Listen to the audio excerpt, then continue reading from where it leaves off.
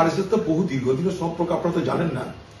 2003 সালে এই দিল্লিতে আরএসএস এর সর্বভারতীয় সম্মেলন হয়েছিল। সেই সম্মেলনের গেস্ট বক্তা হিসাবে হাজির ছিলেন আর কেউ নন, মমতা ব্যানার্জি।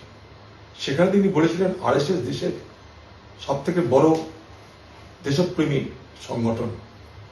সেই আরএসএস এই বাংলায় মুখ্যমন্ত্রী মমতা ব্যানার্জির আমলে 400 থেকে 10,000 শাখা তৈরি করতে পেরেছে। কোনোদিন মমতা ব্যানার্জির মুখে শুনবেন না মোহন ভাগবতের সমালোচনা হয়েছে।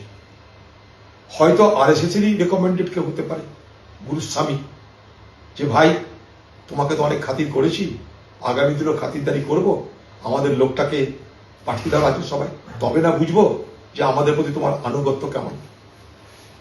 খুব সম্ভাবনা এটা প্রবল।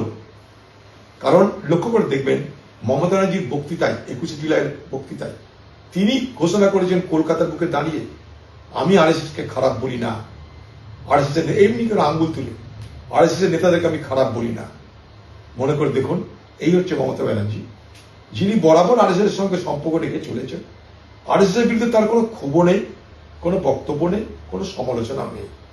এবং আজকের দিনে একটা বার্তা দেওয়ার চেষ্টা করছে আরএসএসকে, যে আরএসএসকে আমি সম্মান করি। আরো আপনাদেরকে বলি, 2016 সাল যখন কংগ্রেস বাম জোট করে নির্বাচন লড়েছিলাম, সেইবারই মমতা ব্যানার্জির পতন হতো বাংলায়। আমি আবার বলছি বাংলার মানুষকে, সেদিনের ভোটের পর যে জয় পরাজয়ের যে ফলাফল, সেটা আপনারা একবার দেখুন। দেখবেন যে যে সংখ্যায় আমরা পরাজিত হচ্ছি, ঠিক তার আগের বছর অর্থাৎ 2011 সালের নির্বাচনে সেই সংখ্যায় বিজেপি ভোট পাচ্ছে। 2016 সালে এই আরএসএস পশ্চিমবঙ্গ যাতে কংগ্রেস এবং বামের দখলে না আসে, তার জন্য সর্বান্তকরণে মমতা ব্যানার্জি তৃণমূল কংগ্রেসকে সমর্থন করেছিল। 2011 সালের ভোটের রেজাল্ট দেখুন বিজেপি, আর 2016 সালের ভোটের রেজাল্ট দেখুন বিজেপি।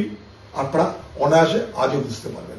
তা আরএসএস এর সঙ্গে মমতা ব্যানার্জির সখ্যতা আজকে নয়, এর আগেও আরএসএস মমতা ব্যানার্জিকে উদ্ধার করেছে। হয়তো আগামী দিনেও এমন উদ্ধার করার কোন সমঝোতা হয়েছে আরএসএস এর সঙ্গে, তাহলে গুরুস্বামী আসবে কোথেকে?